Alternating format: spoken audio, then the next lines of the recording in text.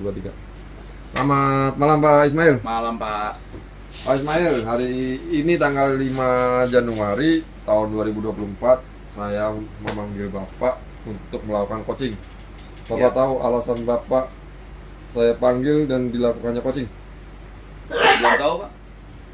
Belum tahu. Belum tahu. Jadi gini, saya dapat info dari pihak manajemen bahwa Bapak itu melanggar batas kecepatan yang sudah ditentukan oleh pihak manajemen. Iya.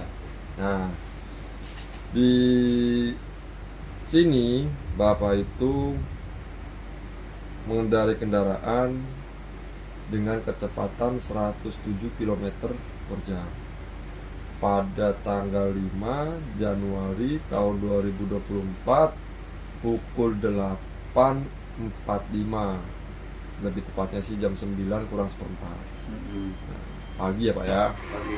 Nah, pada saat itu saya diinfo sama pihak manajemen untuk melakukan coaching pada pihak terkait. Makanya pada hari ini saya melakukan coaching kepada Bapak. Nah, sebelum kita melanjutkan ke masalah kecepatan, saya mau tanya nih tentang defensive driving pada driver di sini pas di jalan. Sekarang saya tanya dulu nih, defensive driving di sini tuh Bapak paham kan? Paham. Nah, apa aja tuh? Yang pertama dulu dah. Yang pertama kita harus memahami kendaraan. Oke, terus Kedua, jaga jarak aman. Oke, ketiga. Mengawasi kondisi sekitar. Oke, yang keempat. Sama waspada Pak. Sama apa? Blind spot. Oke, yang kelima. Yang kelima, hindari marka Pak. Oke, Pahami marka. Oke, pahami marka sama hindari distraksi. Oke, jadi gini Pak, untuk pahami dinamika kendaraan, Bapak sudah paham? Apa? Kalau dinamika kendaraan ini seenggaknya karena Bapak kan ini unitnya sudah batangan nih, ya kan? Berarti Bapak seharusnya lebih tahu unit yang Bapak kendarai, ya kan? Entah itu pengeremannya, batas kecepatannya seperti apa, kemampuan dari unit itu sendiri, dan istilah kekurangan dari unit itu sendiri Bapak harus tahu. Iya Pak. Nah, jaga jarak aman Bapak udah paham? Paham Pak. Oke, sekarang saya seberapa sih untuk di lapangan? Sebelumnya nih, untuk di dalam kota batas kecepatan berapa? Kalau dalam kota kecepatannya 30 sampai 50 Pak. Maksimal 50, Iya. minimal 30. 30. Betul. Untuk di jalan tol? Jalan tol maksimal tuh sebenarnya 100 Pak. Tapi kita kan karena bawa engkel kan paling kita maksimal tuh 70. Maksimal 70. Oke, berarti Kalau nggak 60 Pak. kendaraan itu nggak bisa dipaksakan untuk. Iya. Oke, nah selalu awasi kondisi sekitar. Paham maksudnya? Paham Pak. Apa itu? Iya, kita harus bisa ngelihat kanan kiri. Kalau kita mau nyebrang atau mau keluar gang, mau putar balik, harus bisa ngelihat situasi di jalanan Pak. Oke. Terus yang keempat, blind spot. Ya. Karena kan gini, driver itu kan banyak titik-titik blind spotnya, titik-titik buta lah yang tidak terlihat oleh spion kanan kiri. Betul. Nah, paham nggak tentang blind spot ini? Paham Pak. Oke, paham. Terus hindari distraksi atau paham marka. Paham juga. Paham Pak. Distraksi itu apa sih? Distraksi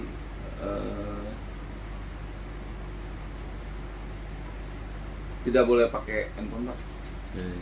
Jadi istilahnya Harus yang fokus. mengganggu fokus. Nah, betul. Paham marka juga Paham Pak. oke, alhamdulillah.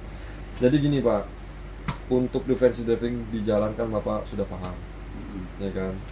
Nah, tapi saya mau tanya nih, pada kejadian tadi pagi, apakah Bapak melakukan kesalahan dengan melebihi batas kecepatan yang sudah ditentukan? Kalau melebihi batas ketentuan sih kayaknya enggak ya Pak. Soalnya satu muatan saya penuh Pak. Muatan penuh. Muatan saya banyak. Terus barang yang saya bawa juga kan berat-berat ya.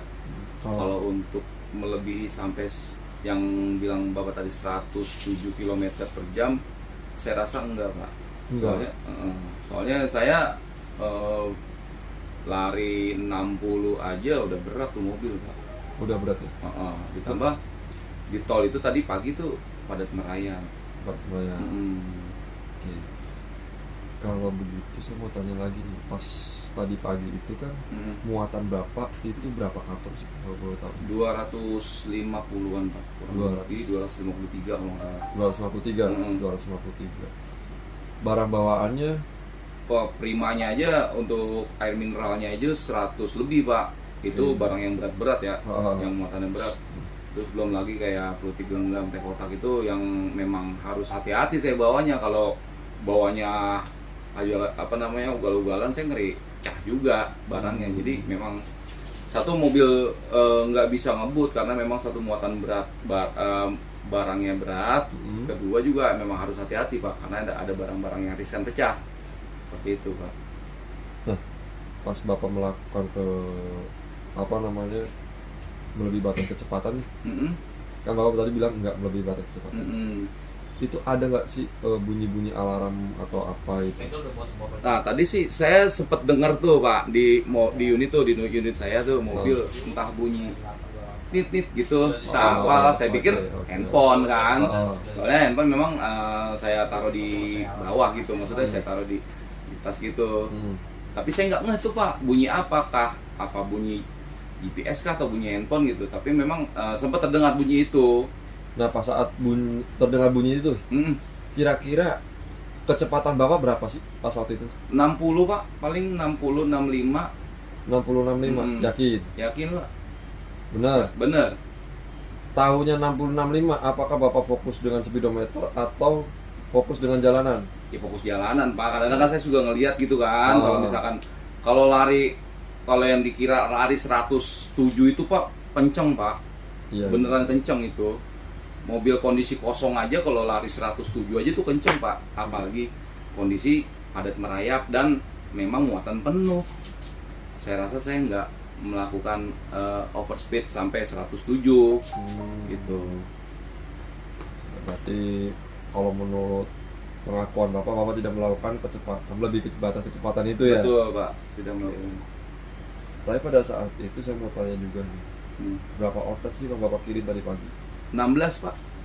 16 outlet ya. Dan jam segini itu, ini jam 7:30 malam ya? Jam 7:30 Bapak baru pulang. Untuk perkiraan dari DC tadi berapa jam?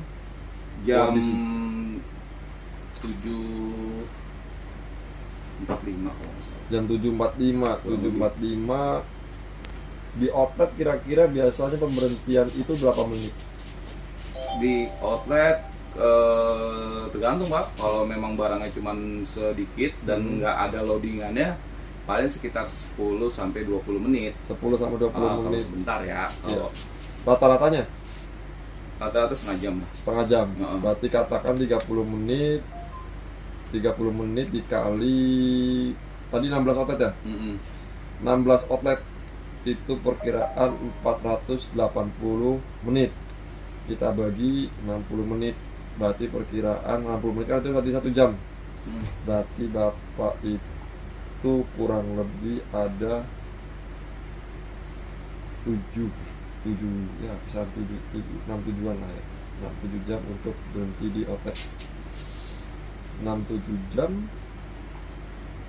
kita hitung lagi untuk kecepatan maksimal, berarti emang ini dari jam tadi berapa jam? Jam 8 ya? Ya kurang lebih jam 8 Pak, jam 8 kurang. 8 sekarang udah jam 7:30, hampir 12 jam di jalan. Iya sih, berarti kan ya, rata-rata 58 km per jam. Iya sih. Jadi kalau menurut saya juga untuk itu sih ada kemungkinan Bapak tidak melakukan kecepatan itu, cuman karena dari pihak manajemen, entah saya juga kurang paham juga ya, itu entah dilihat dari track GPS atau dari pantauan orang yang di lapangan, entah itu dengan menggunakan speed gun. Saya kurang paham, ya kan. Yang saya dapat info itu ya apa namanya Pak, bahwa pihak manajemen melihat atau mengetahui Bapak melebihi batas kecepatan tersebut. Nah, kira-kira nih untuk kedepannya apakah Bapak akan mengulangi lagi? Saya tanya dulu nih, kira-kira gimana? Apakah Bapak bakal mengoreksi diri atau gimana? Yang pasti saya bakal koreksi diri Pak. Terus juga saya nggak bakal mengulangi lagi, kalaupun apa namanya di saya, karena di apa manajemen kan bilangnya saya tuh melebihi over speed, itu nggak bakalan saya ulangin lagi gitu Pak. Kalau dibilang tidak bakal mengulangi lagi, berarti Bapak melakukan? Tidak lah Pak, ya kan saya nggak melakukannya. Oke, sip. Kalau begitu saya minta tolong sama Bapak untuk menjaga kecepatan. Nanti coba saya hubungi pihak manajemen bahwa Bapak tidak melakukan batas atau melebihi batas kecepatan yang telah ditentukan.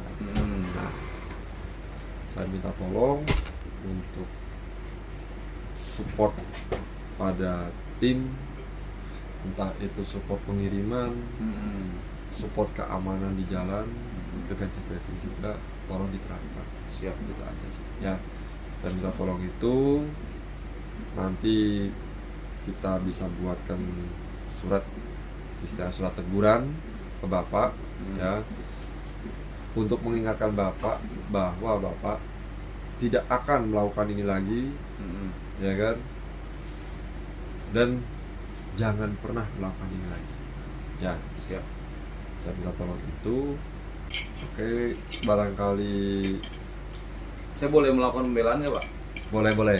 Nah ini Pak, kalau misalkan yang disangka dari pihak manajemen kan pagi tuh Pak, berangkat saya katanya ngebut sampai 107 km per jam. Betul. Sedangkan kondisi muatan saya aja penuh Pak, jam 8.40. Memang saya kondisi jalan di tol Pak, kronologisnya seperti ini. Saya keluar dari gudang itu jam 7.45 kurang lebih. Terus Jam 7.45 saya keluar dari gudang, terus saya perjalanan ke outlet tersebut kurang lebih 1 jam.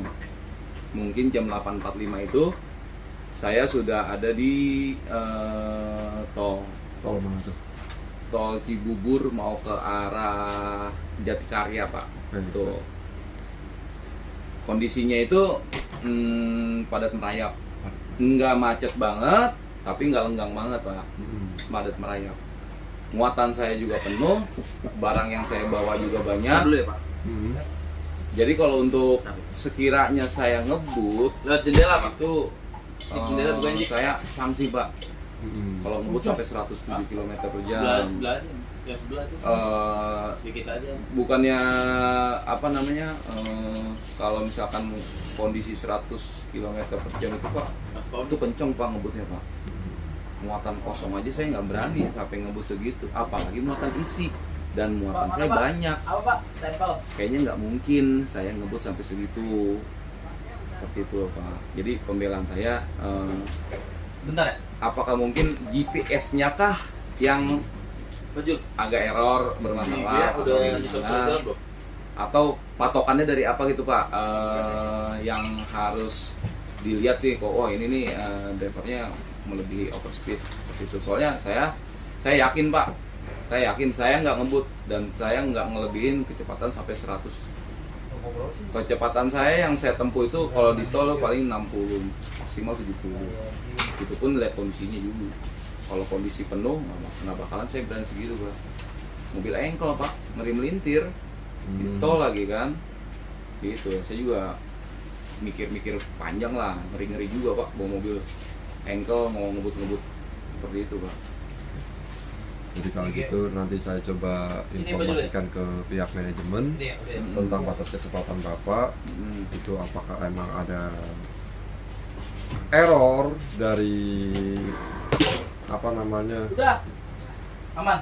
istilahnya entah itu dari GPS atau entah itu dari orang yang melihat langsung atau emang ada orang atau dari pihak manajemen menggunakan speed gun di jalan tol.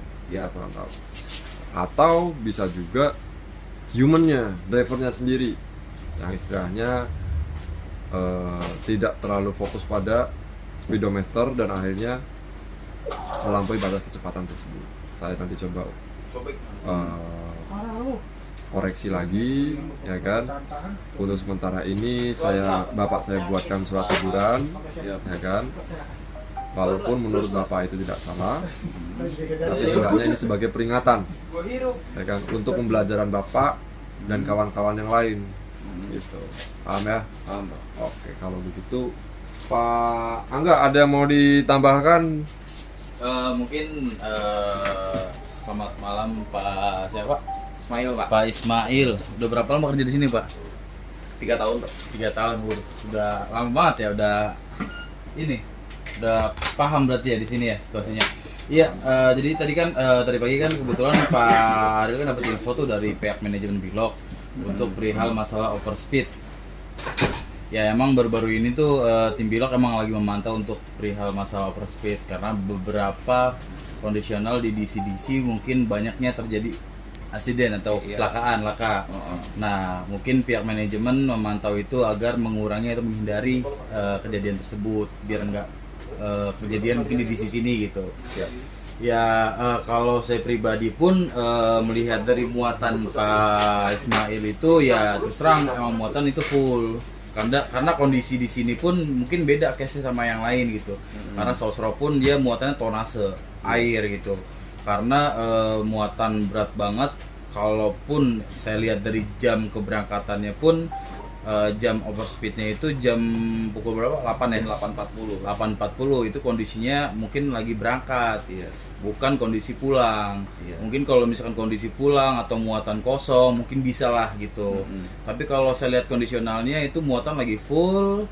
Terus yang kedua itu lagi berangkat ke outlet. Kalau saya rasa sih mungkin nggak